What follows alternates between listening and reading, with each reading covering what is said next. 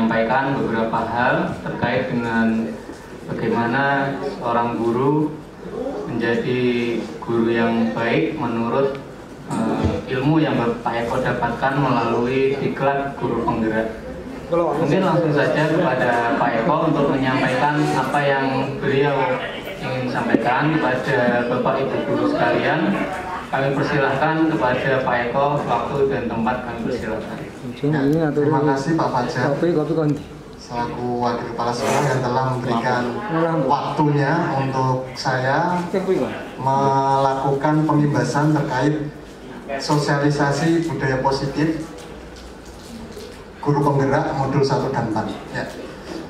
Pertama-tama, Assalamualaikum warahmatullahi wabarakatuh. Ya. Yang kami hormati Bapak dan Ibu SMA Negeri 1 Batangan yang telah menyediakan waktunya di sela-sela mengajar seperti itu dan mau melihat pengimbasan terkait program guru penggerak dari Kementerian Pendidikan dan Kebudayaan.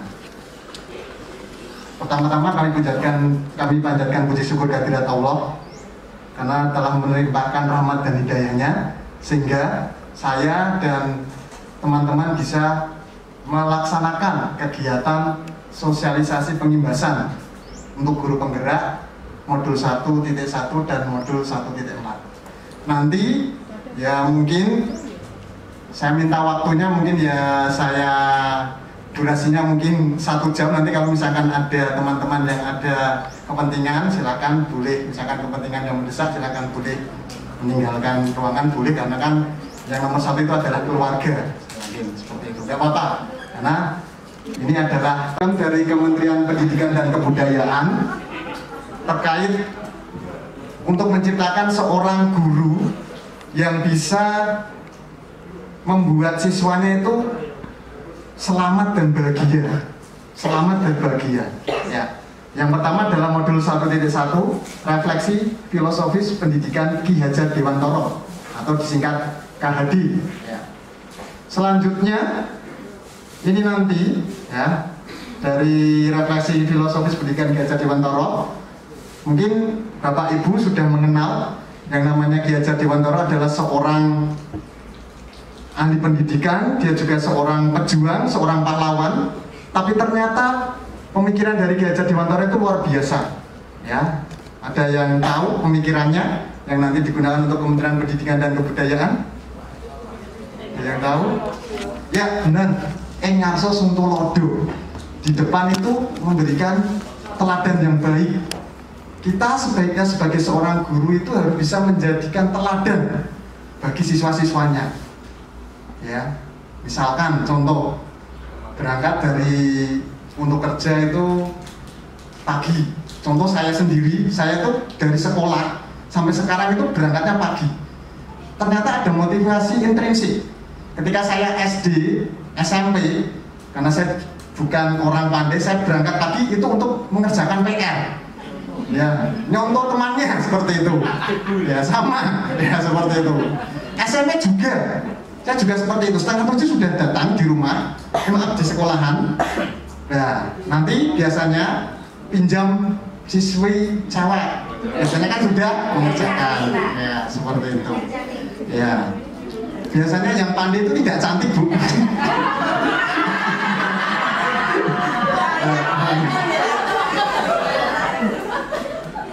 Ajar. Oh, gitu ya, Pak. Ya, ini filosofis pendidikan Ki Hajar Dewantoro.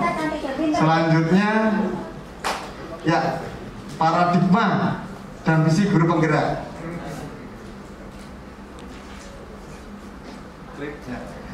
Ki Hajar Dewantoro itu pertama-tama dia itu membuat sebuah semboyan salam dan bahagia.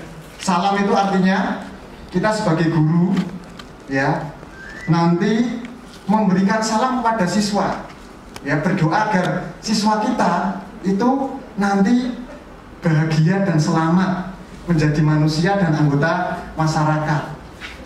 Guru itu harus bisa menuntun segala kodrat yang dimiliki anak, seperti itu.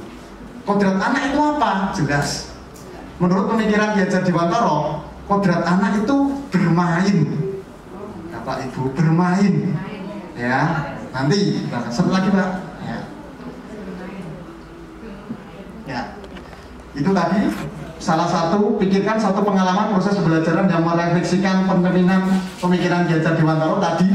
Ing ngaso sungkulodo, di depan kita menjadi teladan yang baik. Ya, kita sebagai guru harus bisa menjadi teladan yang baik bagi siswanya. Seperti itu. Seperti saya, walaupun saya sudah jadi guru, pengennya itu berangkat terlambat, tapi karena ternyata takdir sekolah saya dengan rumah saya jauh, saya itu selalu dari rumah itu jam 5:15 kadang itu sudah standby, tapi kadang terlambat, itu karena takdir saya ditentukan oleh bis. Bisa terlambat, bisa tidak, seperti itu. Lanjut Pak Fajar. Ya, ini dasar pendidikan menurut Ki Hajar Dewantara, bahwa pendidikan itu adalah menuntun segala kekuatan kodrat yang ada pada anak agar mereka dapat mencapai keselamatan dan kebahagiaan sebagai manusia maupun sebagai anggota masyarakat. Seperti itu. Kita sebagai guru tidak harus muluk-muluk. Contoh, siswa saya, contoh pribadi saya, siswa saya harus hafal sejarah, tidak. Kita hanya bisa menuntun segala kodrat anak agar anak itu selamat dan bahagia. Ya, kalau menurut saya seperti itu. Ya, karena contoh ini pribadi saya sendiri. Saya dulu ketika SMP itu yang namanya pelajaran IPS tidak suka, beneran. Saya sukanya itu adalah matematika. Tapi kenapa bisa jadi guru sejarah? Ini adalah ternyata kodrat takdir saya. Karena ketika saya guru SMA di SMA saya, SMA 1 Kudus, saya tuh melihat sosok guru sejarah saya. Ya, guru sejarah saya itu cuma ngomong oke. Itu gajinya ya sama dengan guru yang matematika nulis rumus sampai tangannya itu hitam, ya maksudnya spidolnya kapur. Nah guru saya cuma gini, oke silakan ya pelajari. Loh, setiap tanggal 1 gajinya sama.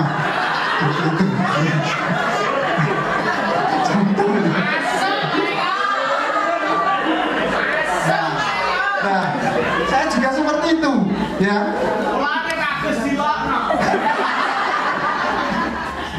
Ya gitu Pak ya. Ini selamat dan bahagia. Seperti itu tuntutan dari Kementerian Pendidikan dan Kebudayaan. Karena apa?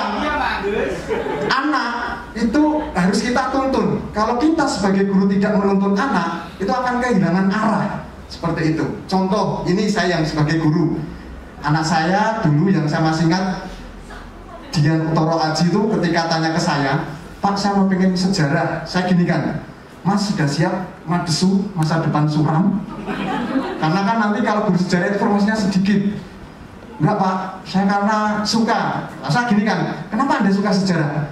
Saya lihat Pak Eko cuma gitu-gitu aja. Ya dapat bisa jadi guru loh. Saya bingung. Ya. Akhirnya apa? Ketika dia keterima jadi guru sejarah, jadi di pendidikan sejarah UNES, saya tanya, Mas gimana Mas? Respon kamu kemudian keterima?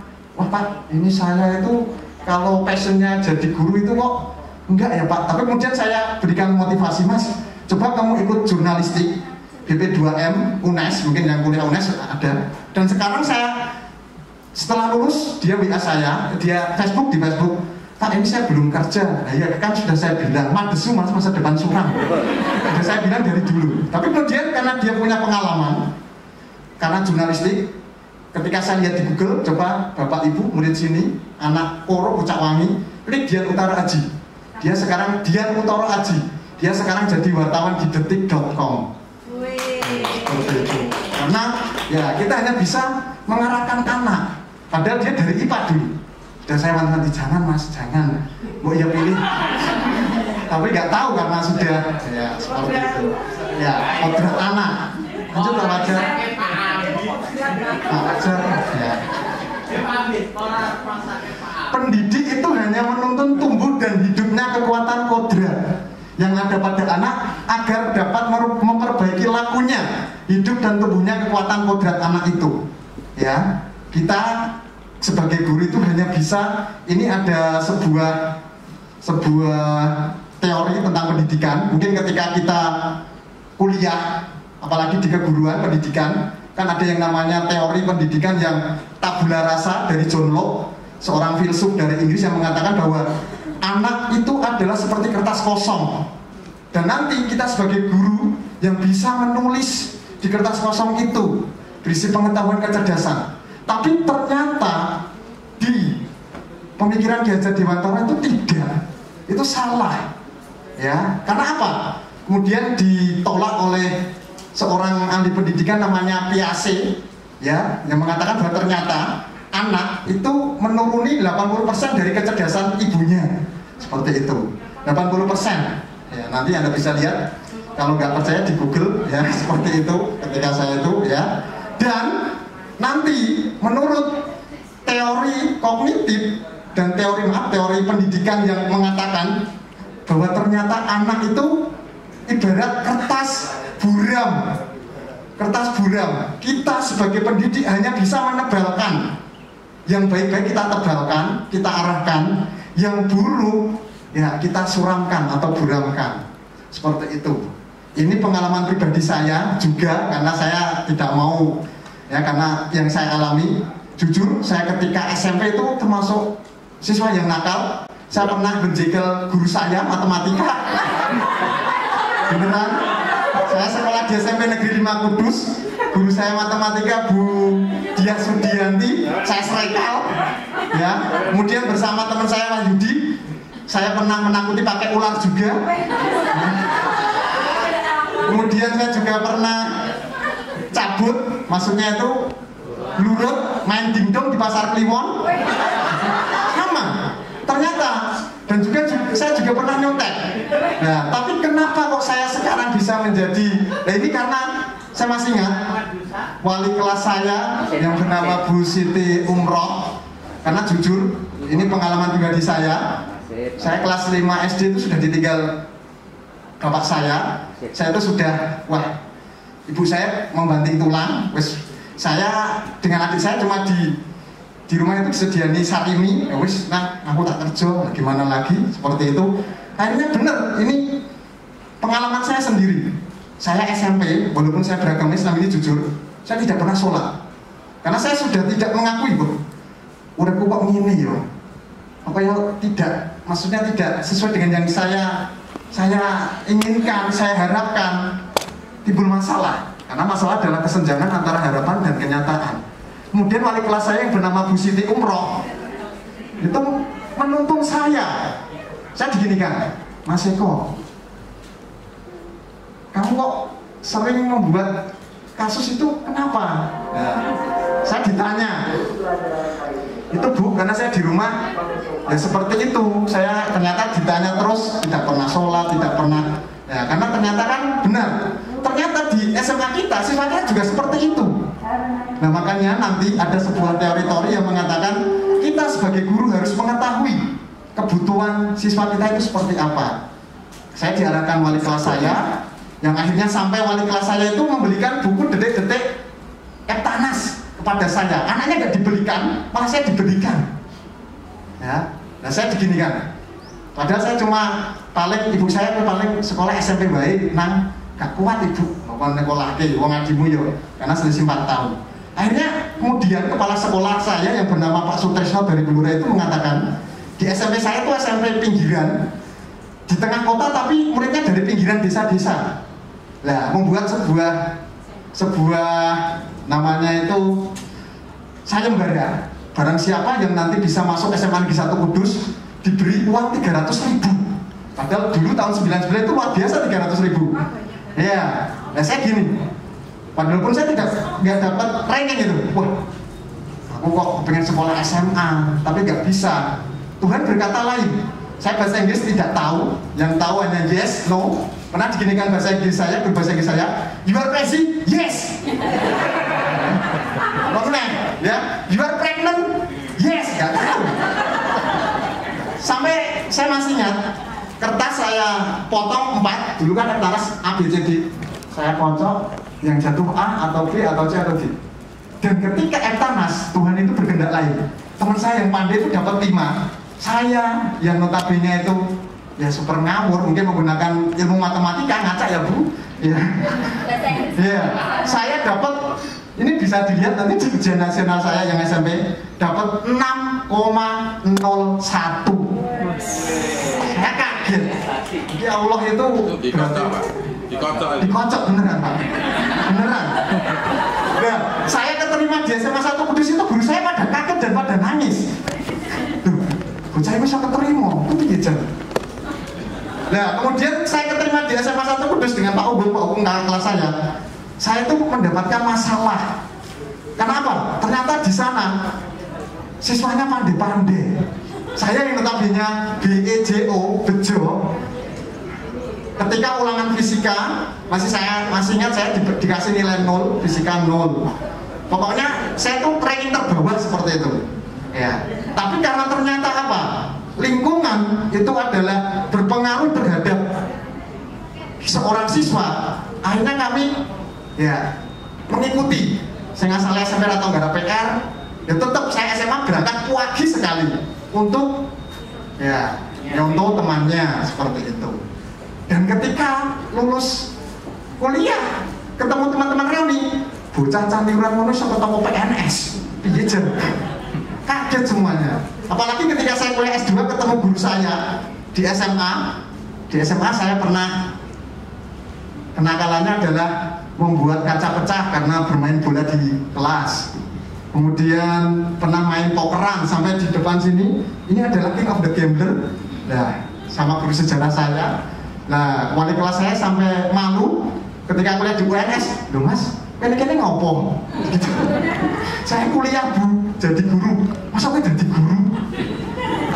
Gak tahu. Takdir itu tidak tahu. Kenapa Miss? Ya, karena ini adalah tugas guru. Menuntun kodrat anak agar selamat dan bahagia. Seperti itu. Lanjut Pak Fajar.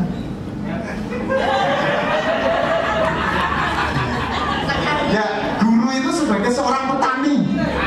Ya, dalam ikatnya sama kewajibannya dengan seorang pendidik. Ya, guru itu sebagai seorang petani. Anda tahu petani adalah yang merawat tanaman, yang mengairi airnya, kemudian memberikan pupuk. Sama. Seorang siswa itu bagaikan biji tumbuhan. Kalau biji tumbuhan itu nanti berada di lahan yang dirawat oleh petani, walaupun biji misalkan bulir jagung ini tidak bagus, nanti akan tumbuh menjadi jagung yang subur.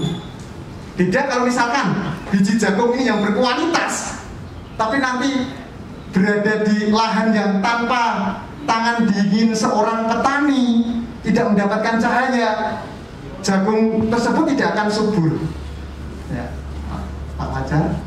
Ya, ini Anda lihat, yang kanan itu adalah ibarat kita sebagai guru yang menuntun kodrat anak dengan segala kodratnya agar menjadi manusia dan anggota masyarakat yang baik. Ini adalah yang sebelah kiri, walaupun biji jagung itu berkualitas, tapi nanti gurunya tidak mau menuntun kodrat anak, tidak mau mengarahkan sehingga anak kehilangan arah, biji jagung tersebut tidak akan tumbuh subur seperti itu. Itu menurut pemikiran Ki Hajar Dewantara. Lanjut Pak Fajar. Ya, ini Anda lihat, padahal didengarkan yang kanan itu adalah lahan yang subur, yang kiri yang tidak subur. Ya, ibarat tidak mendapatkan tuntunan dari seorang guru. Ya, lanjut Pak. Ya, ini Anda lihat, ini adalah biji jagung yang tidak baik, tapi ditempatkan di lahan atau berada di tanah yang subur, kemudian mendapatkan cahaya, kemudian mendapatkan tangan dingin seorang petani, nanti menjadi tumbuhan yang luar biasa. Ibarat kita sebagai seorang guru, ya, kita harus bisa menuntun anak dengan segala kodratnya, seperti itu. Lanjut, Pak Fajar. Ya, lanjut. Ya, ini Anda lihat ya, bagaimana ketika seorang petani bisa merawat bulir jagung itu menjadi tanaman yang subur. Tapi kita sebagai seorang guru tidak bisa mengubah kodrat anak. Ibarat petani, sing ditandur jagung, gak mungkin munculnya pari, tidak mungkin. Nah, kita hanya sebagai seorang guru itu bisa mengarahkan, menuntun anak agar selamat dan bahagia di dunia. Seperti itu. Lanjut. Ya. Ini tentang budi pekerti. Nah, menurut Ki Hajar Dewantara, budi pekerti atau watak atau karakter itu merupakan perpaduan gerak, pikiran, perasaan dan kehendak sehingga menimbulkan tenaga atau semangat. Itu menurut Ki Hajar Dewantara. Budi dan pekerti itu jadi satu, ya. Nanti akhirnya cipta, rasa, karsa atau karya pekerti itu nanti akan menimbulkan sebuah keseimbangan atau keselarasan.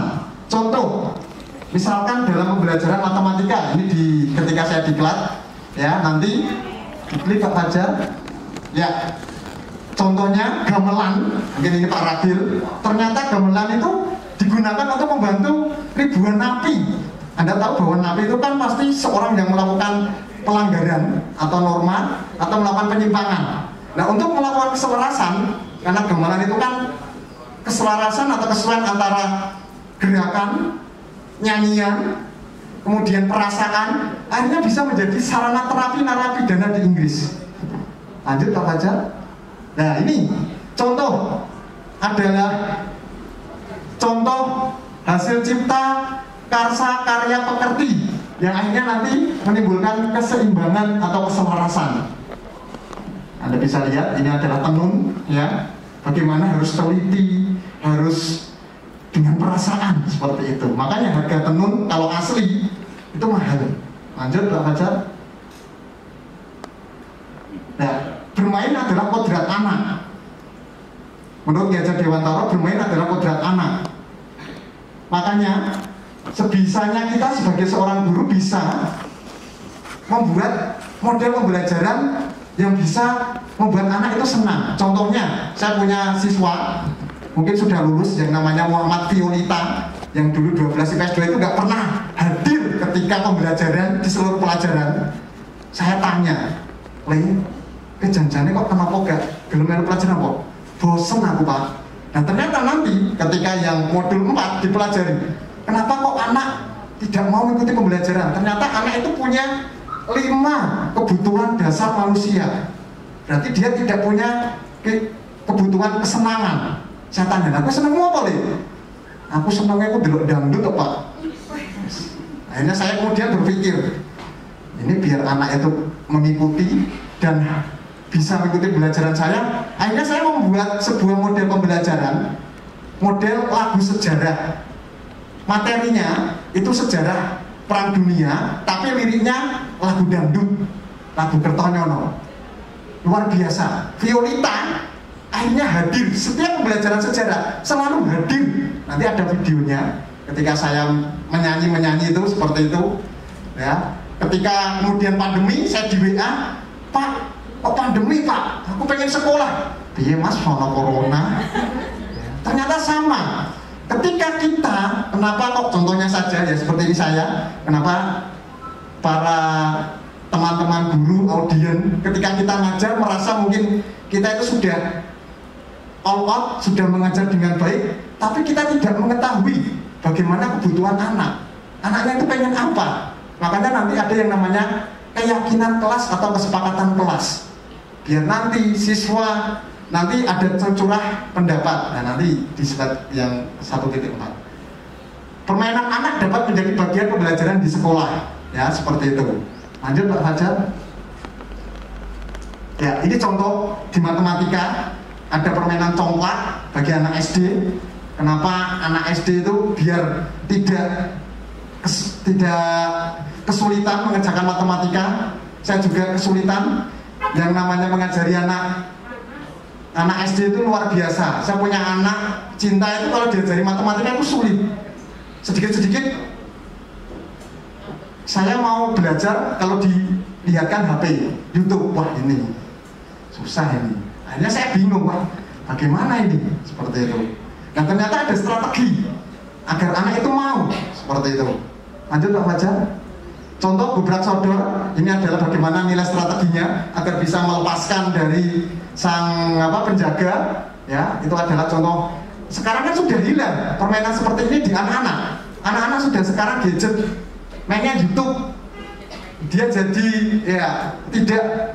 Ya, makanya lewat pendidikan guru penggerak ini, tolong Bapak dan Ibu, nah ini saya dipasrai oleh Kementerian Pendidikan dan Kebudayaan agar nilai-nilai yang sesuai dengan budaya kita dilibatkan di pembelajaran. Ya Pak Fajar. Ya. Pendidikan yang berpihak pada anak, bebas dari segala ikatan, dengan suci hati mendekati sang anak, bukan untuk meminta sesuatu hak, melainkan untuk berhamba pada sang anak. Contoh kelas ini yang saya praktekkan, kalau kelas 12 IPA, kalau pembelajaran pakai Meet, dia diskusikan sudah jalan. Karena luar biasa, anak IPA kan SDM dan juga teman-temannya. Di IPS, yang mungkin yang guru-guru IPS, kalau Anda suruh melakukan diskusi di Meet, sudah pasti ada tidak mau. Nggak bisa Pak, karena mereka butuh tuntunan belajar. Ya. Contohnya, saya masih ingat 12 IPS 2, Aditya Saputra itu gak belum sing dengan pembelajaranku. Tapi karena kemudian saya buat dia punya tanggung jawab, Pak, caranya dan iso share screen bagaimana? Nah, anak itu dituntun. Mas, bagikan layar. Kok gak ketok Pak? Yang dua aplikasi BPS gak punya Pak. Nah, Anda download di Play Store. Nah Pak, ini biar ada cara ngomongnya gimana? Anda hidupkan mute-nya, mikrofonnya. Nah ternyata anak kita itu bisa. Disuruh buat permain bisa. Karena ada apa? Mereka punya yang namanya motivasi intrinsik. Ya, keyakinan di dalam dirinya harus kita motivasi agar mereka bisa. Seperti itu. Lanjut Pak Fajar. Ya, ini adalah buku dari pendidikan Suwadi Suryaningrat, Ki Hajar Dewantoro. Pernah diceritakan bahwa Ki Hajar Dewantoro atau Suwadi Suryaningrat karena akibat tugas yang banyak, anak kandungnya itu disuruh keluar dan pada waktu itu musim hujan sampai menggigil, dan dia kemudian sadar, wah ternyata itu orang tua, guru itu harus pendidikan itu harus berpihak pada anak, berpusat pada siswa atau student center, dan kita harus mengetahui kebutuhan anak itu seperti apa. Jangan kita, ini mohon maaf karena saya juga sebagai seorang guru yang belum, maksudnya masih dalam proses pencarian jati diri, karena masih belum seperti Bu Warni, kemudian Pak Agus itu kan sudah senior, sudah pengalaman. Saya masih baru seperempat, mungkin seperti itu. Akhirnya belum mengalami yang namanya hambatan-hambatan seperti itu. Mungkin kalau saya sudah tua, mungkin seperti Bu Warni, Pak Agus, wah sampai pensiun, nah ngopo Pak menegi, seperti saya. Karena saya juga mengalami seperti itu. Mertua saya juga seorang guru SD gitu. Alah Mas, anggota ke Iqbal, muridku melakukan DB, karena sudah kejenuhan.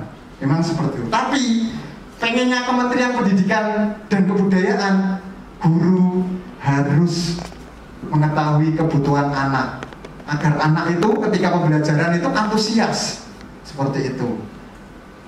Lanjut Pak Fajar. Ini nanti pendidikan yang berpihak pada anak tadi sudah. Lanjut Pak Fajar. Untuk berhamba pada anak, pendidikan itu harus berpusat pada siswa. Contoh, mungkin kalau Bapak Ibu yang dulunya cuma mengajar biasa, ceramah, Anda bisa mencampurkan pembelajaran menggunakan kuisis, kemudian menggunakan media pembelajaran yang inovatif. Saya yakin anak-anak kemudian pertama pasti antusias, tapi nanti kalau kuisis terus pasti bosan. Nah kita sebagai seorang guru harus bisa berinovasi demi menuntun segala kodrat anak agar mencapai keselamatan dan kebahagiaan. Dulu saya juga pernah di kesiswaan, nanti ada juga teori kenapa kok kita tidak harus kerang tidak harus ya, nanti di 1.4. Lanjut Pak Fajar. Ya, lanjut. Ya, ini pemikiran kita harus berubah. Kalau dulu itu kan teacher center, sekarang student center. Pendidikan adalah menuntun segala kekuatan yang dimiliki anak, yaitu kodrat anak, agar mereka dapat mencapai keselamatan dan kebahagiaan sebagai manusia dan juga anggota masyarakat. Kita hanya bisa menuntun, ya. Kita harus pandai, misalkan harus pelajaran kimia, ya kan Pak Tanto, tidak harus hafal rumus, tapi kita bisa mengarahkan anak mencapai cita-cita yang diinginkan, seperti itu. Kita hanya bisa menebalkan yang baik-baik, karakter, wataknya dibuat baik, yang jelek-jelek dihilangkan, seperti itu. Fajar, ya, ini menurut Ki Hajar Dewantara menuntun selamat dan bahagia. Nah, pendidikan abad 21 ini kolaborasi, kritis, reflektif, komunikasi, kreatif, inovatif, sehingga terjadi yang namanya well-being, pembelajaran yang menyenangkan. Sekolah harus menjadi tempat kedua di keluarga yang bisa menjadikan anak itu senang, nyaman, aman, dan merasa nyaman dia. Ya, pernah anak saya, dia itu ambil ke sekolah wes wegah, karena takut hukuman. Ya, lanjut. Ya, guru dan murid harus berkolaborasi, menginisiasi, menciptakan kedalaman, rasa takjub dan kasmaran, spiritual, intelektual, dan sosial untuk mencapai keselamatan dan kebahagiaan. Lanjut Pak Fajar. Ya, lanjut. Ya, lanjut. Langsung ke slide 2 aja Pak, PowerPoint yang kedua. Ya, ini sebentar. Yang P4 kalau nggak bisa dipukul dengan tuding. Kalau sekarang ya harus merdeka.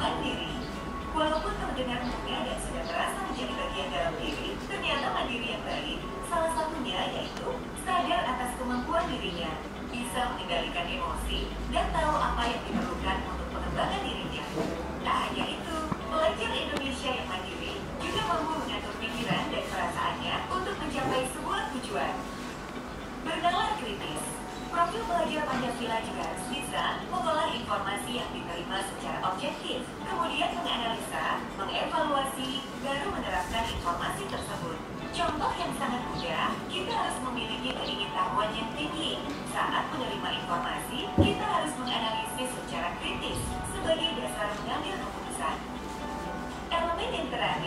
kreatif, mampu memodifikasi atau menghasilkan sesuatu yang orisinil serta bermanfaat, merupakan jaminan pelajar Pancasila yang kreatif. Hal sederhana yang bisa kita praktekkan, yaitu dengan tidak malu untuk mengutarakan ide-ide baru. Bukan cuma itu, menghasilkan sebuah karya yang bermanfaat untuk sekitar juga harus kita lakukan. Dari keenam aspeknya itu, adik udah lakukan semua kan ya?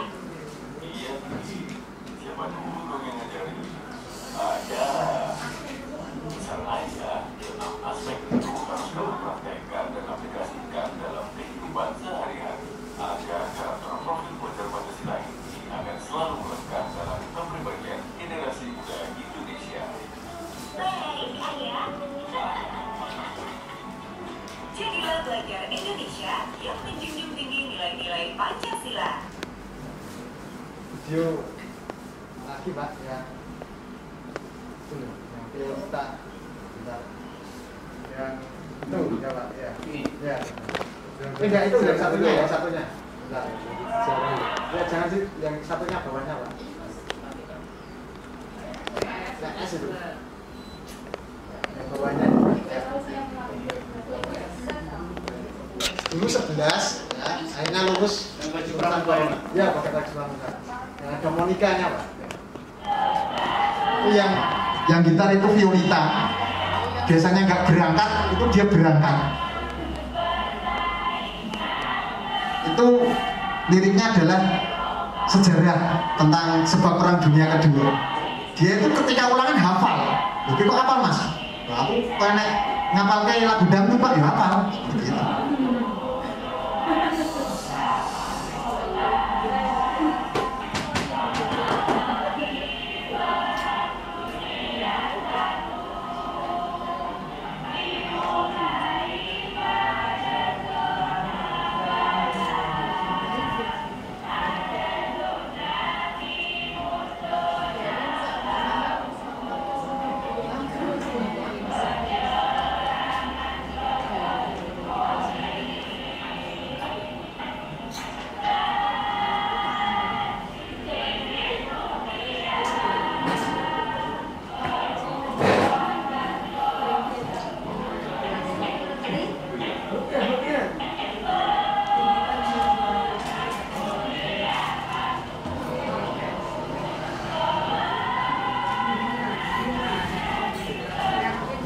Sudah Pak Fajar? Ya, nanti biar cepet saya teman-teman. Ya, itu contoh yang buat lirik itu siswa. Mungkin Pak Tris sudah menjalankan juga ya yang kimia, ya kan Pak Tris ya. Seperti itu, anak itu merasa senang. Nah, kita sebagai guru nanti ditanya kepada siswa, itu yang buat lirik, yang pengen lagunya model apa, mereka. Kemudian ada yang inisiatif pakai kentrung, pakai gitar. Saya Pak. Ternyata anak kita itu kalau masalah psikomotorik, keterampilan luar biasa. Nah, kita mengarahkan seperti itu. Ke slide yang 2 Pak, yang elaborasi pemahaman budaya positif. Nah itu, terima kasih Pak Fajar. Ya. Ya.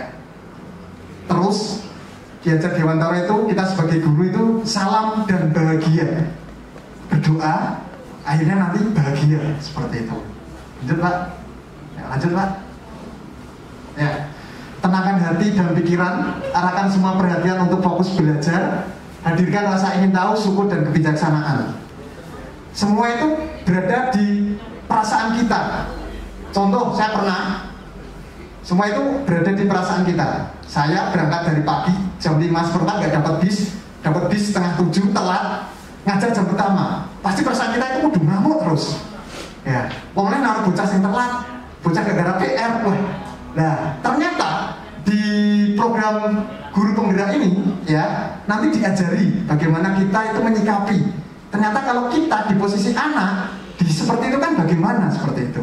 Dan ini bagi yang teman-teman masih wiyata, menurut Bu Sekretaris Jenderal Bu Nunuk Suryani dan Pak Irwan Syahrir yang misalkan mengikuti program guru penggerak 9 bulan, nanti ada kompensasinya, mungkin bisa lulus P3K seperti itu ya, ibaratnya seperti itu ya. Karena Bu Nunung ini saya juga dosen saya masih ingat. Bu Nunung Suryani itu dosen saya S2 pendidikan sejarah, saya masih ingat ketika ujian tesis. Mungkin Bapak Ibu yang sudah lama kan tahu bagaimana ketika saya kuliah S2 itu sakit, mungkin hampir meninggal dulu sampai kuning ya kan Bu, sudah tidak, hampir 30% sudah tidak ya. Tapi ternyata ketika saya ujian tesis, saya itu disemangati Bu Nunung. Mungkin dia menggunakan teori yang tadi, Ki Hajar Dewantara, menebalkan yang baik-baik, menuntun kodrat anak. Ketika saya ujian tesis, saya pernah yang dibaca itu tidak tesisnya, tapi kata yang persembahan. Di paling bawah saya tuliskan persembahan tesis ini untuk seorang wanita yang dirahasiakan oleh Tuhan. Karena pada waktu itu saya kan belum menikah. Saya punya 2 calon, ya, yang sekarang istri saya, yang satu kuliah di UNES. Nah, saya diginikan, Mas, sama buahnya itu yang ketika ujian tesis, aku ini gak butuh tesismu, aku ini ujian hidupmu. Apa Bu? Siapa Mas? Sing jadi pacar mungkin seorang wanita, nggak tahu Bu. Saya itu punya 2 pilihan. Gitu. Akhirnya saya diginikan, sesuai kata hatimu. Sing biasanya putus nyambung itu lah itu jodohmu. Karena yang istri saya itu putus nyambung. Ya seperti itu. Ya, dan akhirnya malah ya saya mengikuti kata Bu Nunung. Sebenarnya kamu itu obatnya, sakitnya itu satu Mas. Kenapa Bu? Kamu sudah menikah belum? Wah, aku udah nikah. Tapi benar, ketika saya nikah hepatitis saya sudah sedikit menghilang, maksudnya sedikit menghilang. Ya. Ketika saya melahirkan anak saya yang cinta, saya sudah takut. Kok anakku kok kuning? Ini berarti, waduh, turun aku ini. Ya. Tapi enggak. Seperti itu. Ya. Lanjut Pak Fajar. Ya.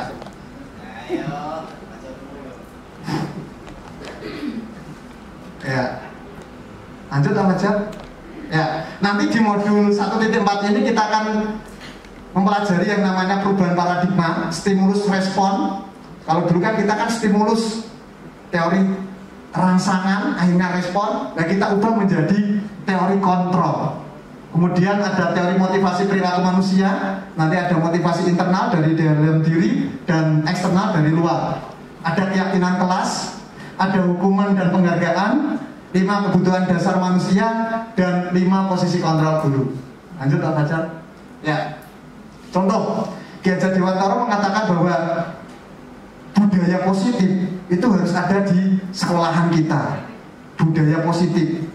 Karena dengan adanya budaya positif ini, siswa kita itu akan menjadi manusia yang akan selamat dan bahagia. SMA 1 Batangan sudah menunjukkan budaya positif. Datang dari jalan motor di tuntun. Kalau dulu sebelum corona kan ada 5S, salam, senyum, salam, sopan, ya itu. Tapi sekarang karena corona kan kita tidak bisa bersalaman seperti itu. Siswa kita sudah bisa. Kalau Anda lihat di SMA lainnya, saya masih ingat, sering malah mereka itu menaiki. SMA kita bisa seperti itu. Karena berkat Bapak dan Ibu guru SMA 1 Batangan yang luar biasa seperti itu.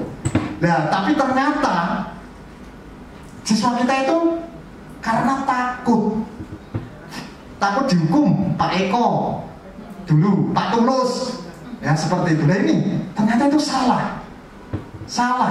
Dia itu takut karena ada hukuman atau punishment. Nah nanti di modul 1.4 ini kita akan pelajari yang namanya budaya positif. Ada motivasi internal sehingga nanti siswa itu akan merasa disiplin diri seperti itu. Ya, lanjut Pak Fajar. Ya, lanjut. Ya, contoh, misalkan di sini, ya, contohkan saja. Pak Hartanto, ya. Tulis Pak, misalkan bolpen tulis. Ini tulis. Ya, tulis kata yang berharga Pak, misalkan.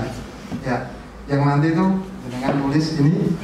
Ada A dan B, Pak Yohanes dan Pak Hartanto dan Pak Yohanes. Sobeklah secari kertas, ya tuliskan benda itu dipegang Pak, di kepala. Itu Pak Hartanto mengepal sebuah tulisan yang paling berharga dalam hidupnya, yang tidak boleh diketahui oleh seseorang, siapapun juga. Ya, sedangkan Pak Yohanes ini nanti bagaimana caranya Pak agar Pak Hartanto itu mau membuka tangan seperti itu? Boleh dibujuk Pak, boleh dihardik, boleh ditakut-takuti seperti itu. Tapi tergantung nanti Pak Hartanto mau atau tidak, seperti itu. Dan di posisi ini, misalkan Pak Yohanes membujuk, pakai 1 juta Pak, mau tidak? Pak Hartanto mau?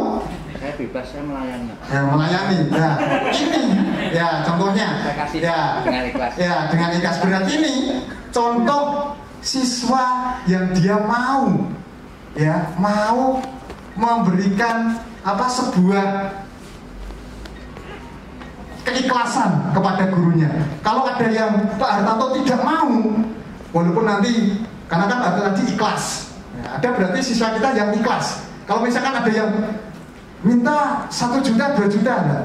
Ini ada yang namanya kebutuhan dasar manusia.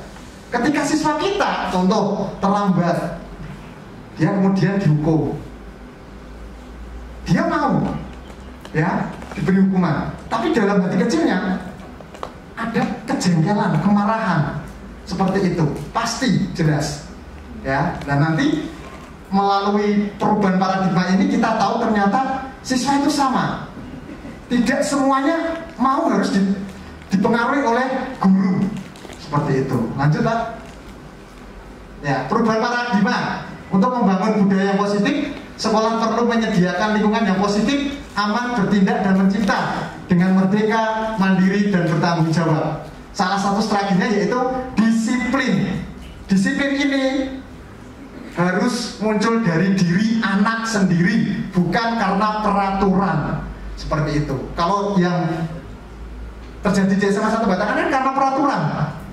Kalau tidak mau menuntun sepeda motor atau dia memakai sepatu yang warnanya nggak sesuai, kalau dulu saya sebagai kesiswaan merasa berdosa dan bersalah, sepatunya saya telesi, itu salah ternyata di guru penggerak ini. Ternyata nanti ada cara agar anak itu punya disiplin diri, punya keyakinan, punya motivasi intrinsik. Seperti itu. Ketika nanti ada disiplin diri, saya yakin disiplin yang ada di sekolahan akan tercipta.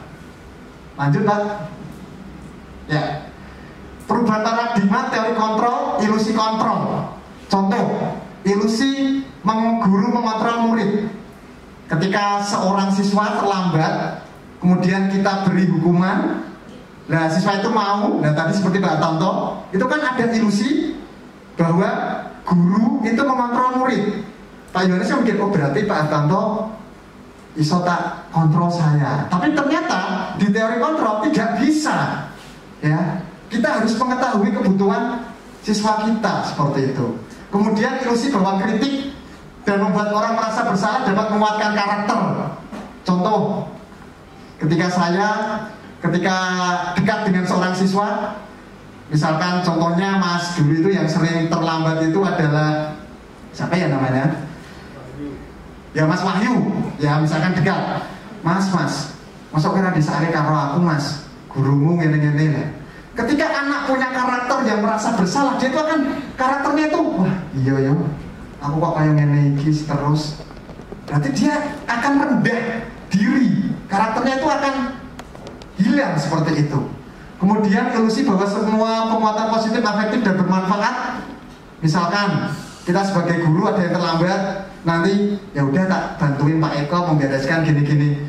Nah, siswa tersebut akan tunduk kepada kita.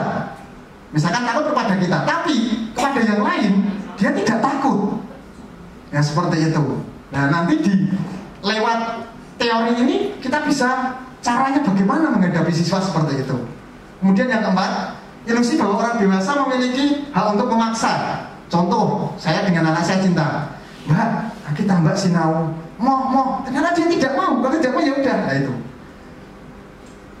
Dalam benak kita sebagai seorang guru, kita kan pasti ya ini bukan kemudian kita salah, tidak, karena sudah ada sebuah mindset, pola pikir siswa itu harus tunduk kepada guru. Ada teori menang kalah, tapi nanti di sini ada teori menang-menang. win-win solution. Bagi siswa juga enak, bagi guru juga enak. Lanjut Pak Fajar. Ya, perubahan paradigma dari stimulus respon ke teori kontrol. Stimulus respon, kita mencoba mengubah orang agar berpandangan sama dengan kita. Semua sama, padahal nanti siswa kita itu punya karakter, punya watak, punya kepribadian berbeda-beda. Kita harus bisa memahami. Di dalam teori kontrol kita harus bisa memahami. Contoh tadi Violita, kita harus bisa memahami dia itu kebutuhan dasarnya apa. Ternyata kesenangan. Nah seperti itu. Nah ini kita sebagai guru memang tantangannya bagaimana memadukan kebutuhan siswa itu kemudian dijadikan satu menjadi sebuah pembelajaran yang menyenangkan atau well-being. Perilaku buruk dilihat sebagai suatu kesalahan. Sedangkan teori kontrol semua perilaku memiliki tujuan. Contoh, misalkan ini ada seorang anak SD, misalkan namanya Doni. Kalau saya masih ingat, Cinta juga gitu, tiap hari minta bekal, disuruh buatin bekal, kadang nasi, sosis, kadang telur. Misalkan ada kasus si Doni itu sering meminta makanan teman-temannya. Nah, nanti itu bagaimana Pak? Itu apakah sebuah pelanggaran? Ternyata itu adalah kebutuhan dasar manusia. Misalkan jawaban Doni itu karena dia lapar, itu adalah kebutuhan survival. Ternyata ibunya tidak membelikan bekal. Kita harus mengetahui seperti itu. Misalkan yang kedua, kebutuhan cinta dan kasih sayang. Ya, nanti ternyata agar diperhatikan. Ya seperti itu. Lanjut Pak Fajar. Nah ini ada 5 kebutuhan manusia: survival, bertahan hidup, penguasaan, power, freedom, fun, dan cinta kasih. Ya, seperti itu. Nanti kita sebagai seorang guru harus bisa mengetahui 5 kebutuhan dasar anak agar kita bisa menuntun kodrat anak sebagai manusia yang selamat dan bahagia. Lanjut Pak Fajar. Ya. Kebutuhan bertahan hidup atau survival, kebutuhan yang bersifat fisiologis. Bertahan hidup misalnya kesehatan, rumah, dan makanan. Kemudian power, penguasaan, meliputi keinginan untuk dianggap berharga, bisa membuat perbedaan, bisa membuat pencapaian kompeten diakui. Kemudian cinta dan kasih sayang, keinginan hubungan dan koneksi sosial, kebutuhan untuk memberi dan menerima kasih sayang, dan kebutuhan untuk merasa menjadi bagian dari suatu kelompok. Kemudian kebebasan dan kesenangan. Lanjut Pak Fajar. Ya, contoh Pak, kalau dikeluarkan yang buka PDF, ini contoh biar cepat. Ya. Yang pemenuhan kebutuhan manusia. Ya itu Pak, klik. Ini nanti filenya akan saya share di kepegawaian. Kalau yang mau silahkan download. Kalau enggak ya enggak apa-apa. Karena ya, contoh, ini ada pertanyaan. Contoh kasus, Ibu Ambar, guru wali kelas 2A di SD Pelita Hati, sedang bingung menghadapi ulas seorang siswa. Anak di kelas 2A telah datang padanya dan mengeluhkan. Seorang Doni itu mesti dia itu meminta bekal makan siang mereka dengan paksa. Nah, ternyata ada 5 kebutuhan dasar manusia. Paling bawah Pak, lagi Pak. Ya, solusinya Anda bisa lihat. Ya, lagi. Ya, yang atas Pak ya. Anda bisa lihat kebutuhan bertahan hidup. Apabila Doni itu menjawab alasan kenapa dia meminta bekal makanan kepada temannya karena survival, bertahan hidup. Kenapa? Ternyata ibunya tidak membuatkan bekal. Otomatis kan dia bertahan hidup, lelah, lapar. Nah akhirnya melakukan sebuah pelanggaran. Nah, bagi Doni itu sebuah tujuan, passion. Nah aku ngelah kok, melakukan semaput piye. Nah kita kan kadang sebagai seorang guru, wes salah mas, kok ngerebut, kamu itu pencuri lah ini. Kemudian yang kedua, cinta dan kasih sayang. Ya, nanti cinta dan kasih sayang ini ke bawah Pak Fajar. Ya. Dalam kasus di atas, apabila Doni menjawab bahwa dasarnya mengambil bekal, temannya karena dia merasa senang, temannya jadi memperhatikan dia. Ternyata Doni itu asalnya wonge menengan, tapi ketika Doni itu mengambil makanan temannya itu jadi senang, jadi diperhatikan, jadi caper, cari perhatian. Itu ternyata siswa kita mencari perhatian. Kadang ketika kita mengajar, ono sing kotekan, ono sing mungkin ngomong karo kancane, ono sing mungkin toto-toto cantik. Itu berarti dia itu kepengen cari perhatian kepada kita. Aku bawa gindu sing apik kok ora dilono Pak Eko ya, aku bawa gindu sing apa kok gak dilono. Dia itu berarti cinta dan kasih sayang, butuh perhatian kepada kita. Seperti itu. Kemudian penguasaan, kebutuhan pengakuan dan kemampuan. Ke bawah Pak Fajar. Ya. Dan nanti apabila Doni, bawah lagi, apabila Doni itu merasa hebat, penguasaan dan kekuatan, temannya jadi takut, berarti dia kekuatan power, penguasaannya, pengen jadi nomor 1, seperti itu. Itu penguasaan dan kekuatan. Kemudian kebebasan, ya. Apabila Doni itu kemudian menjawab dalam kasus di atas, dia merasa bosan. Bekal makanannya yang dibawakan ibunya itu cuma nasi, telur, kemudian kering, itu kan bosen. Kemudian dia kenapa mengambil makanan milik temannya? Karena dia bosen, dia butuh kebebasan. Ya, seperti itu, ya. Makanya kadang, contoh saya juga masih belajar. Ketika muridku kok ternyata ngantuk, dia itu tidak suka pelajaran saya, mungkin bosen dengan model pembelajaran yang kita gunakan. Dia butuh kebebasan seperti itu. Kemudian lanjut apa aja? Ya, itu kesenangan ya. Ya sudah itu. Kita lanjut ke poin-poin Pak Fajar. Yang tadi itu berarti ada 5 kebutuhan manusia. Survival, kemudian kekuatan, kemudian love and belonging, kemudian ada tadi ya. Lanjut Pak. Ya. Teori motivasi perilaku manusia. Nah ini contoh, kenapa kok anak selalu menuntun motor ketika di SMA 1 Batangan? 1, motivasinya menghindari ketidaknyamanan atau hukuman. Takutnya dihukum Pak Eko, Pak Tulus. Saya itu sangat mengidolakan Pak Har. Pak Har itu bisa menahan amarah, luar biasa Pak Har itu. Ketika saya di kesiswaan, kalau saya kan Pak Tulus wes ngamuk, apalagi almarhum Pak Abbas super malah, nggak bisa. Ya, itu. Kalau Pak Har itu bisa, ya dia itu menahan amarahnya. Kadang ngamuk, kadang guyu. Siswa itu tidak merasa benci. Nah, almarhum Pak Tulus, mesti siswa itu Pak.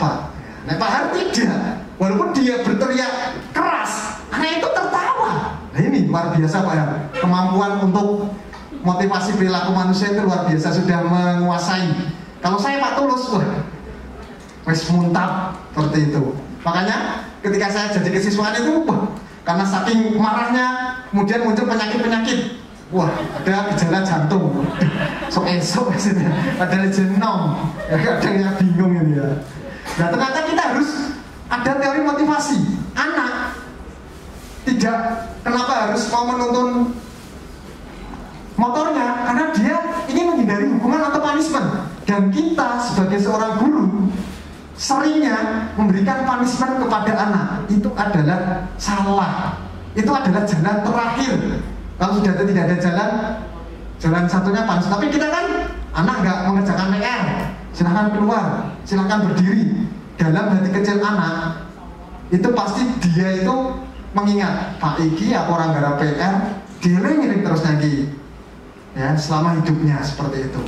Ya, pasti selama itu. Saya masih ingat di SMP, saya juga pernah kotean, sampai disuruh kotean di lantai selama 2 jam pelajaran sama guru saya. Tak ingat terus Pak. Itu kan sebuah, saya pikir, nah aku punya tukang gendang enggak juara Pak. Tapi kenapa kok saya ditolak lah ini? Seperti itu. Dalam hati kecil saya seperti itu. Saya masih ingat lagi, guru kimia saya Pak Nurholis disuruh beli buku, saya fotokopi. Saya masih ingat. Gara-gara saya fotokopi, saya tuh dinasihati sampai menggunakan ayat Al-Quran dan nilai saya itu dikurangi 1. Yang harusnya dapat jadi 7. Tak eleng terus. Seperti itu. Nah, ini kita sebagai guru juga jangan seperti itu menurut Kementerian Pendidikan dan Kebudayaan. Harus tahu kebutuhan siswa kita maunya seperti apa. Memang sulit sekali.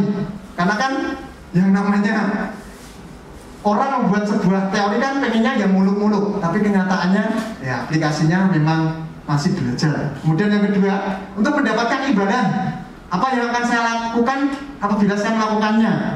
Ya, misalkan di sini contoh mengerjakan PR, mengerjakannya bagus untuk imbalan. Tapi kadang kita memberikan ribet. Kalau misalkan ribet itu tidak, anak itu sudah bosan, itu juga motivasi perilakunya akan berkurang seperti itu. Dan yang ketiga ini yang penting. Ketiga ini penting yang harus dilakukan oleh seorang guru agar anak itu bisa menghargai diri sendiri, menjadi insan sesuai dengan harapan. Saya akan menjadi orang yang seperti apa bila saya melakukannya.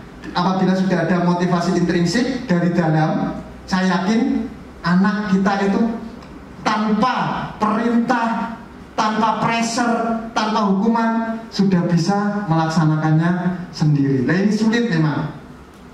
Kementerian Pendidikan dan Kebudayaan menginginkan agar guru-guru kita itu bisa ya menciptakan pembelajaran yang menyenangkan. Anak itu muncul disiplin diri, orang usah dikongkon, sudah bisa melakukan sendiri.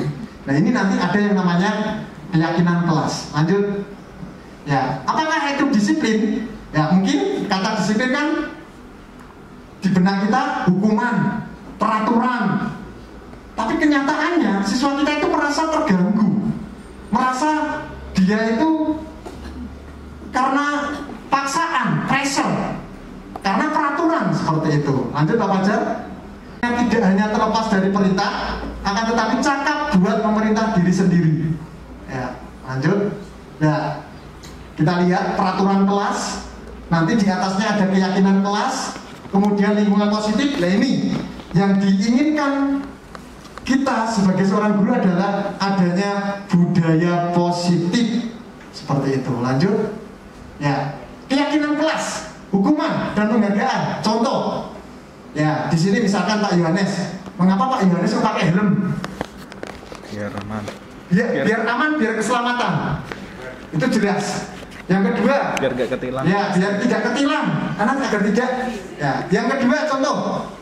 Kenapa kita pakai masker? Mencuci tangan dan menjaga jarak, jelas. Agar kita terhindar dari virus. Kesehatan, keselamatan seperti itu. Nah, ini adalah motivasi intrinsik seperti itu. Motivasi intrinsik seperti itu. Kalau sudah ada motivasi dari diri kita, pasti kita tidak usah disuruh, sudah bisa. Nah, kita sebagai seorang guru harus bisa memunculkan motivasi intrinsik dari siswa kita seperti itu. Contoh Pak, lagi lanjut. Ya, tadi lanjut lagi.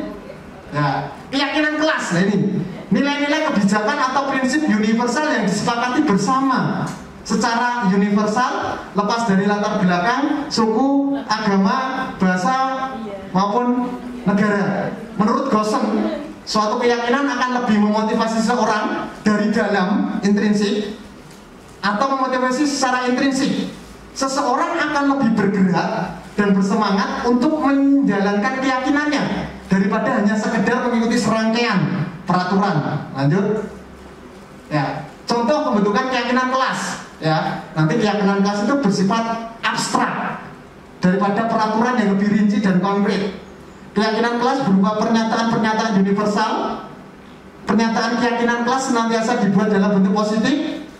Keyakinan kelas hendaknya tidak terlalu banyak sehingga mudah diingat dan dipahami oleh semua.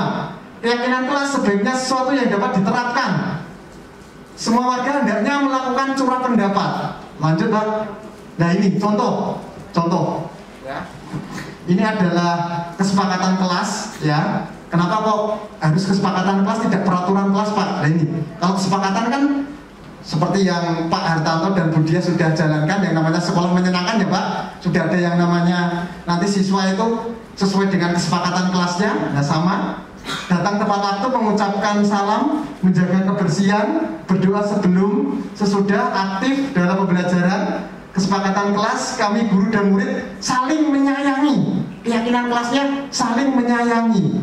Kami murid yang semangat belajar, kami murid yang peduli dengan teman-teman. Lanjut Pak. Ya, lanjut. Ya, contoh. Kalau peraturan kelas, selalu kembalikan buku tempatnya. Keyakinan kelasnya tanggung jawab. Nanti ketika kita mengajar pertama kali membuat keyakinan kelas, nanti siswa disuruh bersama-sama keyakinan kelas kita itu apa? Ya, cuma beberapa kata tapi mencakup secara holistik atau menyeluruh. Pertama, tanggung jawab.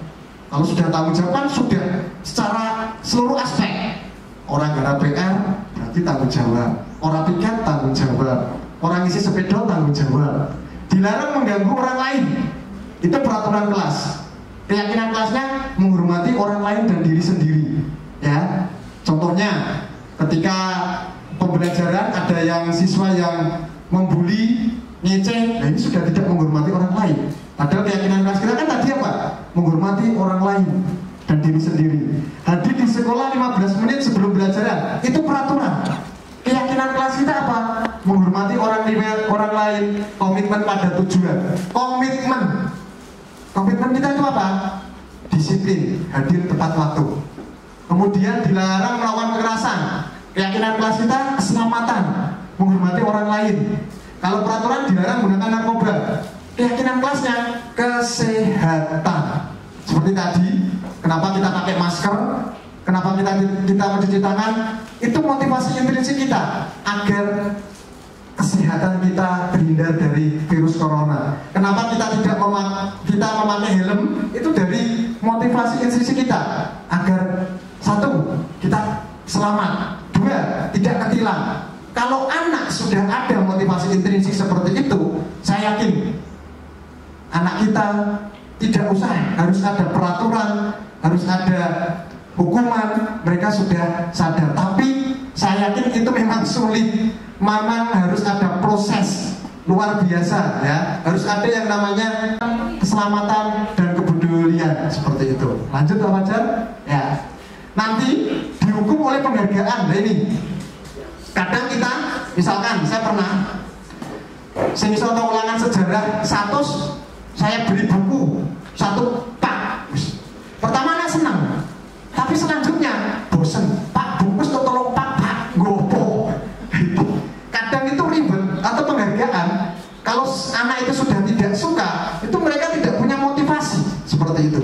Makanya kita sebagai seorang guru harus bisa mengetahui bagaimana motivasi atau perilaku anak seperti itu. Yang diinginkan ketika itu apa? Agar membangkitkan siswanya seperti itu.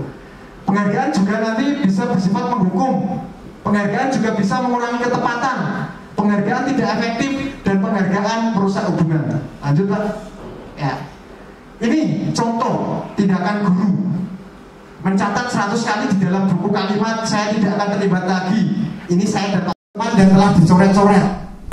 Membersihkan tumpahan air meja tulis karena tersenggol pada saat belajar. Misalkan yang menjatuhkan air aqua milik gurunya itu adalah Violeta, tapi dengan kesadaran sendiri temannya atau Violeta sendiri membersihkan, itu kan keyakinan. Konsekuensinya tidak bersifat hukuman. Seperti itu. Lanjut Pak Fajar. Ya. Perbedaan antara hukuman dan konsekuensi. Kalau hukuman itu sesuatu yang menyakitkan harus terjadi. Kalau konsekuensi sesuatu memang harus terjadi. Yang kedua, kalau hukuman membuat anak sakit fisik maupun hati, kalau konsekuensi membuat anak merasa tidak nyaman dalam jangka waktu pendek, tidak panjang. Kalau hukuman itu anak membenci kedisiplinan, kalau konsekuensi anak menghargai disiplin. Kalau hukuman itu paksaan, konsekuensi stimulus atau rangsangan sehingga menghasilkan tanggapan. Kalau hukuman mendorong anak menyakiti diri sendiri, kalau konsekuensi mendorong anak agar mudah menyesuaikan diri atau beradaptasi. Kalau hukuman konsep diri yang buruk, konsekuensi konsep diri yang baik. Kalau hukuman anak belajar untuk menyembunyikan kesalahan, berbohong. Kalau konsekuensi anak belajar untuk mematuhi peraturan. Kalau hukuman anak nanti merasa marah, bersalah, dipermalukan, merasa tidak dihargai. Biasanya kan kita gara PR itu piye sih mas? Ini anak itu kita harus tahu hatinya bagaimana ketika di hadapan teman-temannya. Pasti dia sangat kecewa dengan gurunya. Pasti sering kita melaksanakan seperti itu tanpa kita sadari. Nah nanti kita seyogianya harus bisa membuat konsekuensinya, tidak hukumannya. Ya, kehilangan hak dibuat tidak nyaman. Lanjut Pak Fajar. Ya, ini contoh. Aku ingat banget dulu aku pernah lupa ngerjain tugas MTK dan hukumannya adalah aku lari 50 kali. Dan sekarang aku gak bisa melupainnya. Untung aku gak sendiri larinya, masih ada teman-temannya. Seperti itu. Saya dan Pak Tulus juga pernah melaksanakan terlambat harus lari-lari seperti itu. Ya, itu ternyata salah. Nanti ada yang namanya restitusi. Nah, bagaimana caranya biar anak itu tidak marah, anak itu nanti bisa punya motivasi intrinsik untuk tidak mengulangi lagi. Nah, ini nanti ada teori kontrol. Ya, lanjut Pak Fajar. Ya, posisi kontrol. Ya, Anda bisa lihat. Lanjut. Ya, contoh. Nanti guru adalah penghukum. Ya, biasanya saya pernah mengalami di depan wis malang kerik. Kita malang kerik, kita nudin-nudin, itu adalah teori kita sebagai penghukum, ya. Menghardik, menunjuk-nunjuk, menyakiti, sedangkan itu anak sudah harus takut. Wah, aku mesti dihukum ini, mesti dihukum seperti itu. Ya. Kau gak garap titeni, ya, itu sudah salah kalau menurut teori kontrol. Hasilnya anak pasti memberontak, menyalahkan orang lain, bahkan berbohong. Ketelat kenapa? Ini Pak, dan saya bocor. Ini itu teori penghukum. Murid berkata, biarkan saja, nanti juga marah-marah dalam hatinya. Alah, paling ya wong ngamuk, biasa. Nah, seperti itu. Dan dampak pada murid, akhirnya dia terlambat terus, mengulangi kesalahan terus. Ya, ini penghukum seperti itu. Kita tidak boleh. Yang kedua, membuat orang merasa bersalah. Nah, ini kadang yang mungkin yang orang sabar seperti ini berceramah dan mengatakan, wah, ibu kecewa karo kue Violeta, kenapa kok telat, ya Allah. Itu membuat orang bersalah. Dalam hati anak, wah, ibarat anak itu sudah salahnya luar biasa. Seperti itu. Nah, kita sebagai seorang guru tidak boleh seperti itu. Itu menurut Kementerian Pendidikan dan Kebudayaan. Saya juga tidak bisa melaksanakan nanti yang manajer, itu sulit memang. Ya, nanti guru berkata, kalau kamu tidak melakukannya, maaf, seharusnya kamu sudah tahu. Ibu lelah sekali mengatakannya, ibu stres. Misalkan ada anak tidak mengerjakan tugas, wah, bingung aku ngurusi kue nang, misalnya lah, misalnya di openi lah. Hasilnya apa? Anak itu akan menyembunyikan, menyangkal, dan berbohong lagi. Saya itu tidak mengerjakan itu karena LKS saya hilang, karena saya misalkan nggak punya kuota, padahal tidak. Nah, membuat anak berbohong. Murid meletakkan guru di dalam dunia berkualitas. Nah, ini nanti ada yang namanya dunia berkualitas, ya, di dalam teori guru penggerak. Anak-anak itu nanti pengennya sesuai dengan yang diinginkan, seperti itu. Akhirnya murid berkata apa? Maafkan saya, Bu. Maaf, seperti itu. Dan dampaknya anak merasa rendah diri, hilang jati dirinya. Kemudian teman membuat alasan-alasan untuk muridnya, ya. Contohnya nanti misalkan terlambat, ya Allah, kok telat, kenapa sih? Alasanmu apa? Nah, itu kita salah seperti itu, ya. Guru berkata, ayolah lakukan demi ibu. Masa kamu tidak mau? Ingat ibu pernah bantu loh, ya, seperti itu, ya. Kemudian hasilnya apa? Anak kita akan ketergantungan. Wah, agar naik misalkan Pak San, wah aku naik telat karo Pak San, wah ya mesti ditulungi. Tapi dengan misalkan Pak Fajar, ya, lah mau aku Pak Fajar ku lapor, ora usah perintahnya, aku tumbuknya karo Pak San. Nah, karena menganggap gurunya sebagai teman, ada ikatan yang dekat seperti itu. Ya. Kemudian murid meletakkan guru sebagai orang yang sangat penting di dunia berkualitas. Ini, wah, Pak San itu merupakan orang yang berjasa bagi saya. Ya. Akhirnya apa? Anak tersebut lemah, tidak mandiri dan ketergantungan seperti itu. Nah, guru pemantau ini nanti mungkin yang biasanya dilaksanakan guru BK ya, menghitung dan mengukur. Contohnya poinmu berapa sudah, ini telat 5 poin ya, tidak masuk 20 poin seperti itu. Ini pemantau ya. Kemudian biasanya nek kowe telat peraturannya apa? Ya Bu, saya harus lari-lari. Nah, ini pemantau. Menyesuaikan diri bila diawasi. Nah, diawasi dia melakukan, tapi kalau tidak, contohnya dulu saya dengan Pak Tulus, saya suruh menulis ayat kursi, diawasi nulis. Kalau tidak, dia hilang. Contoh murid kita Luki, ya kan? Luki yang rumahnya Mangun Tegi, ketika diawasi ada, kita tidak mengawasi, dia sudah di rumah. Nah ini, ya, memang murid kita itu luar biasa, ya.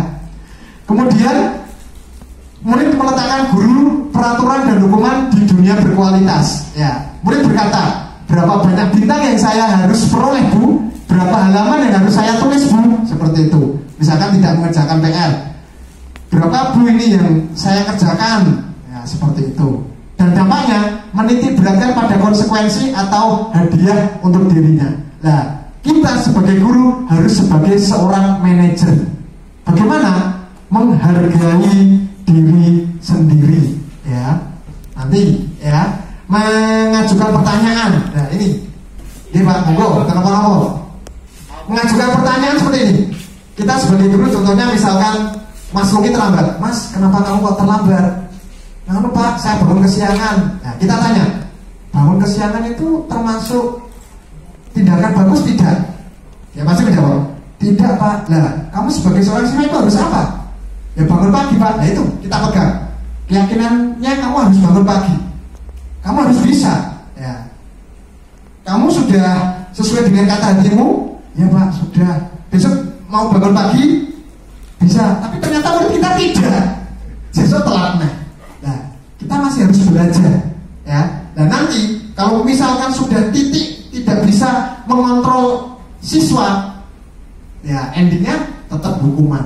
Tapi kalau misalkan kadang kan ada siswa misalkan seperti saya dengan Pak Tulus kadang merasa bersalah, anggar bocah bersepatu putih langsung tak celoke banyu, itu salah.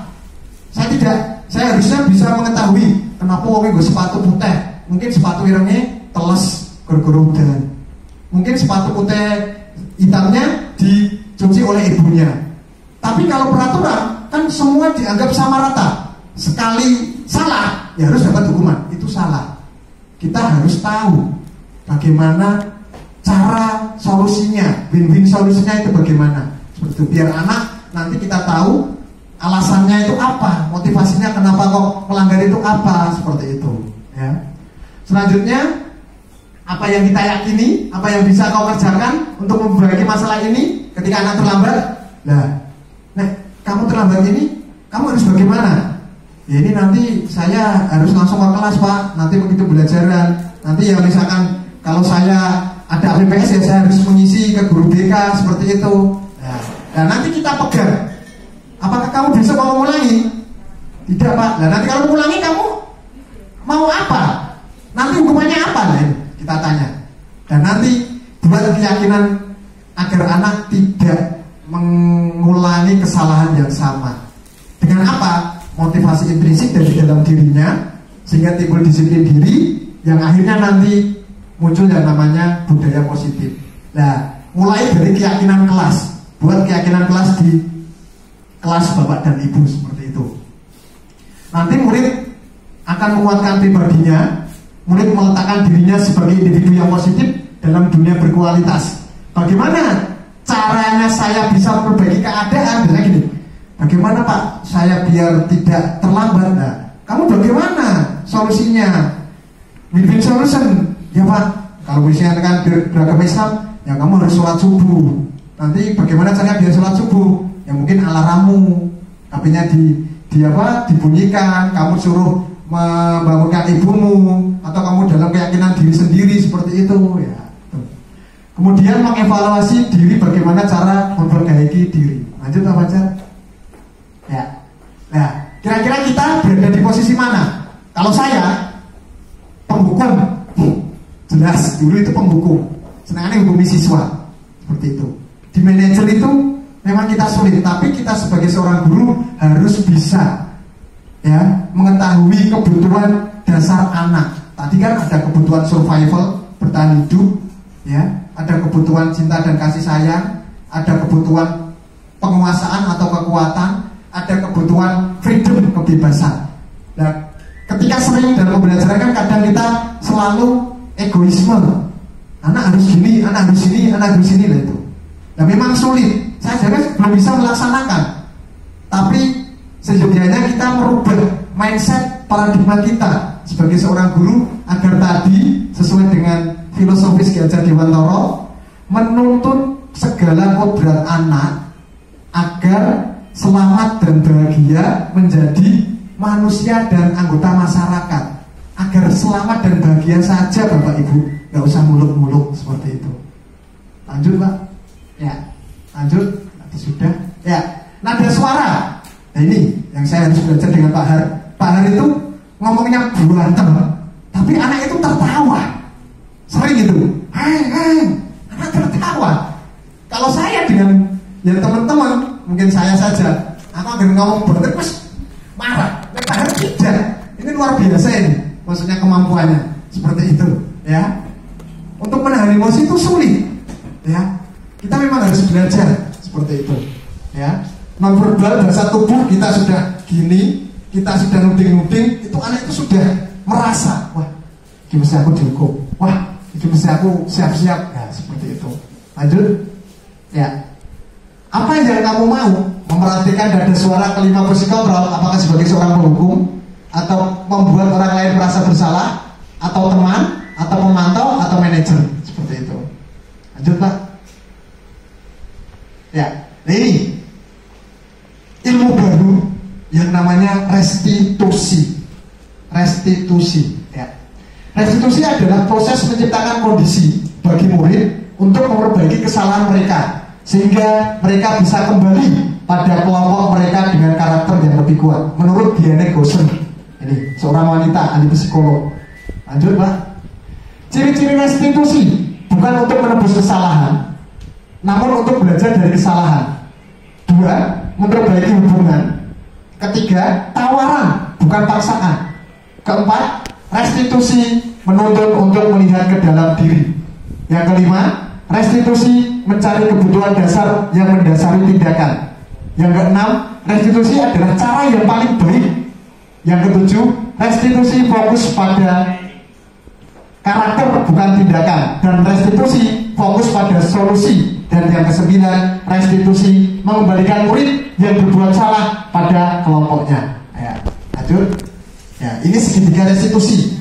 Ini yang pertama, menstabilkan identitas. Ketika kita mengetahui anak kita itu melakukan sebuah pelanggaran tidak sesuai dengan yang kita inginkan, kita harus bisa menstabilkan identitas. Kemudian nanti kita bisa yang namanya validasi tindakan yang salah. Dan yang ketiga, nanti nilai-nilai apa yang telah kita sepakati. Nanti ada videonya. Lanjut Pak. Ya. Pertama, menstabilkan identitas. Untuk membuat anak yang merasa gagal karena berbuat salah menjadi positif terhadap dirinya. Guru nanti kita berkata, misalkan ada anak yang tidak mengerjakan PR, ya. Berbuat salah itu hal yang manusiawi. Saya tahu Mas, kamu mungkin tidak mengerjakan PR karena lupa. Itu manusiawi. Tapi apakah benar tidak mengerjakan PR itu tindakan yang benar? Pasti dia jawab, ya salah Pak. Nah yang benar gimana? Yang mengerjakan PR. Nah kemudian kita tanya lagi, bagaimana sebagai seorang siswa tugasnya itu apa? Ya belajar Pak. Nah keyakinan kelas apa Pak? Belajar Pak dan mengerjakan PR itu. Kamu harus melakukan motivasi intrinsik tersebut, ya. Itu keyakinan yang Anda, Pak Eko gak memaksa loh. Ya Pak, saya gak memaksa lah. Kalau anak sudah berjanji dalam hati, ya. Tapi kalau biasanya kan ada yang memang anak itu luar biasa sudah ahli, senangannya ngapusi. Nah ini butuh tidak lanjut. Kita sebagai seorang guru harus melemparkan ke ya guru BK, ya referral, ya nanti ada konseling dari guru BK. Kita sebagai guru ya bisanya ya mendiagnosis seperti itu. Ya. Bapak Ibu juga buat salah. Saya juga pernah salah Mas ketika sekolah. Tapi kan tidak seperti ini, tidak terus-terusan, nah, dia pasti akan, oh iya ya, kita pasti bisa menyelesaikan permasalahan ini. Ya, lanjut Pak Wajar. Validasi tindakan yang salah, membantu siswa menggali basic need atau kebutuhan yang ingin dipenuhinya ketika melakukan kesalahan itu. Kamu bisa saja kan melakukan hal yang lebih buruk, tapi kamu tidak melakukannya. Kamu pasti punya alasan mengapa melakukannya. Contoh, anak tidak ikut PJJ. Kita tanya tadi, kenapa kamu tidak ikut PJJ? Alasannya, karena saya tidak punya, misalkan tidak punya kuota. Ya. Nah, bukannya kamu sudah dapat dari Kemendikbud? Nah, di akhirnya kan kelihatan bohong. Ya Pak, maaf saya bohong. Nah, sebagai seorang siswa itu harus bagaimana?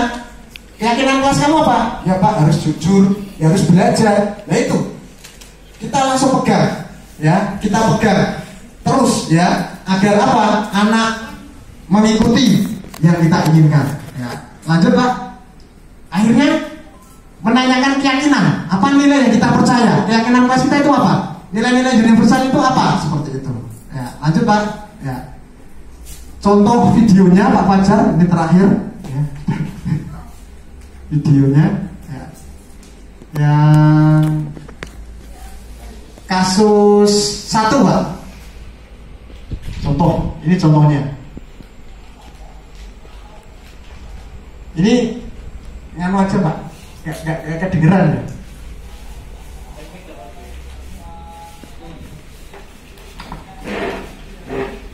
Ini adalah contoh ketika anak tidak mengerjakan. Ini aja Pak, yang satunya aja.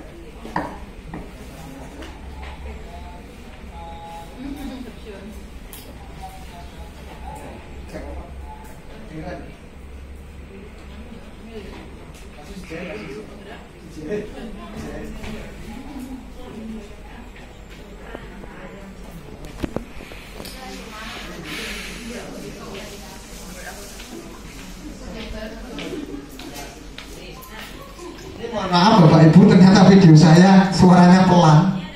Ya mungkin ini YouTube nanti kita bisa lihat contoh restitusi yang program guru penggerak yang lain.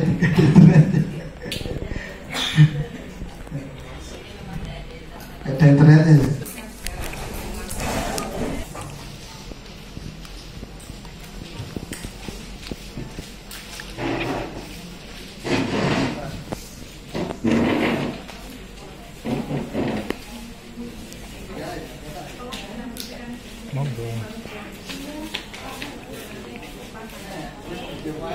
Ketika Mas siapa ini anak saya namanya Mas Angga Dwi tidak mengerjakan tugas sejarah, ya, dia itu tidak pernah mengerjakan tugas sejarah.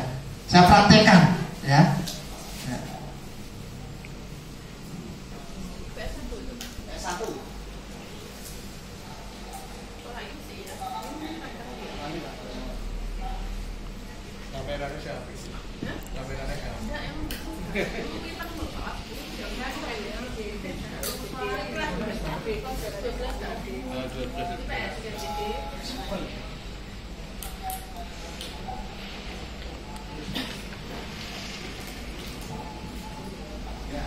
Ini saya menstabilkan. Kenapa kamu lupa mengerjakan pelajaran sejarah?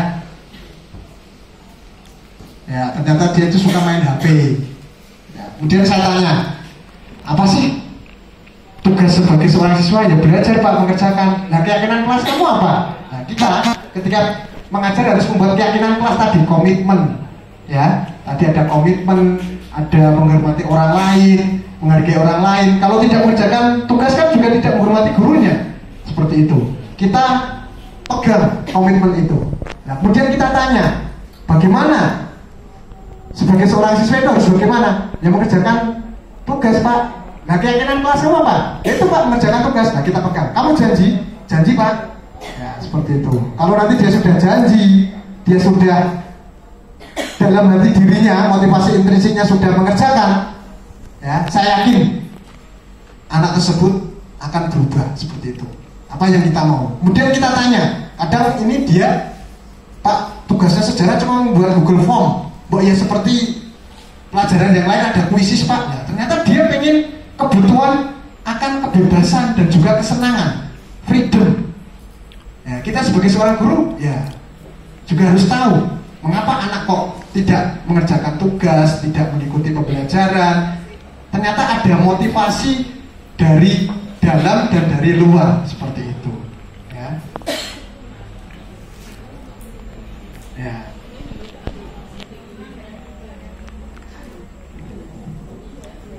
Ya. Apa yang terakhir, Pak?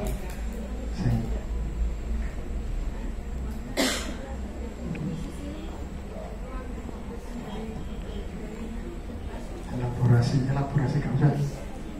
Ya. Yang terakhir, Paul. 30 detik, ya. Kita itu harus bisa langsung, oh ternyata anak itu keyakinan pasnya itu apa? Ya Pak, saya harus komitmen mengerjakan tugas. Ya Pak, saya menghormati orang lain. Misalkan dia buat kegaduhan, misalkan dia berantem. Ya Pak, saya menghargai orang lain. Saya akan tidak membuat kebisingan. Itu kita pegang. Kalau dia sudah kita pegang janjinya mau apa? Nah, insya Allah ini mungkin karena apa? Saya juga masih belajar, baru 2 bulan disuruh mengimbaskan kepada Bapak Ibu ya oleh Kementerian Pendidikan dan Kebudayaan agar teman-teman guru di SMA Negeri 1 Batangan juga bisa mendapatkan ilmu sebagai seorang guru penggerak seperti itu. Ternyata memang yang namanya TOR itu luar biasa. Tapi aplikasinya nggak tahu, ya, karena ternyata guru penggerak ini nanti ada beberapa gelombang yang wiyata. Saya berharap Anda ikut kalau pengen ikut P3K, ya nanti langsung. Walaupun kalau yang sudah punya sedik ya, mending sedik saja. Tapi kalau yang belum, ya Anda bisa memanfaatkan. Karena memang namanya diklatnya itu 9 bulan, seperti seorang wanita yang mengandung anaknya, luar biasa. Dan tiap bulannya itu disuruh lokakarya ke hotel pagi sampai sore, diberi makan, diberi kompensasi uang, nah seperti itu. Saya jujur awal tidak apa, kalau nggak di WA Bu Idani saya mungkin tidak mendaftar. Bahkan istri saya itu mendoakan saya tidak lolos guru penggerak karena nanti menghambat saya untuk kejebur. Tapi Allah berkehendak lain. Malah saya keterima. Nah, istri saya, wis mas wis jegur kok, wis kelelep kok, masa dulu 3G.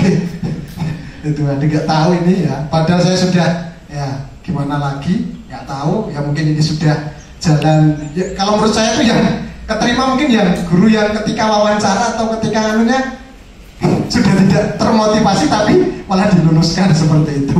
Nggak tahu. Ya itu mungkin karena ya sudah takdir saya seperti itu. Ya, ternyata di SMA lainnya yang lolos guru penggerak itu banyak. Tidak harus PNS, GTT banyak. Juara itu GTT semua. SMA 2 Pati GTT semua, 1 PNS. SMA 3 Pati GTT. Yang PNS nggak pada ikut, nggak tahu ya seperti itu. Ya, tapi nggak tahu. Pesan dari Kemendikbud agar teman-teman guru SMA daftarlah guru penggerak. Nanti kita akan mendapatkan ilmu, dapat teman, karena di sana itu ada guru SD, guru SMP, guru SMA, guru SMK digabung jadi satu. Kita berbagi curahan. Ono sing curahan guru SD angger PPDB nyaki marane ning gone omah-omah ngeki duit karo seragam bentuk murid seperti itu. Kalau kita guru SMA kan enak. Ada yang guru SMK swasta itu sampai membuat pelang-pelang di mana-mana agar dapat murid. Keluh kesahnya luar biasa. Tambah teman, tambah saudara. Itu saja dari saya pengimbasan untuk modul 1.1 dan 1.4 dibawakan Pak Fajar. Ya, silakan bawa sendiri. Ya, cukup sekian. Terima kasih. Sesuai dengan Ki Hajar Dewantoro, salam dan bahagia. Setiap orang itu menjadi guru. Setiap rumah menjadi sekolah. Saya rasa cukup sekian. Terima kasih. Apabila ada tutur kata yang menyinggung Bapak dan Ibu guru, mohon maaf. Wassalamualaikum warahmatullahi wabarakatuh.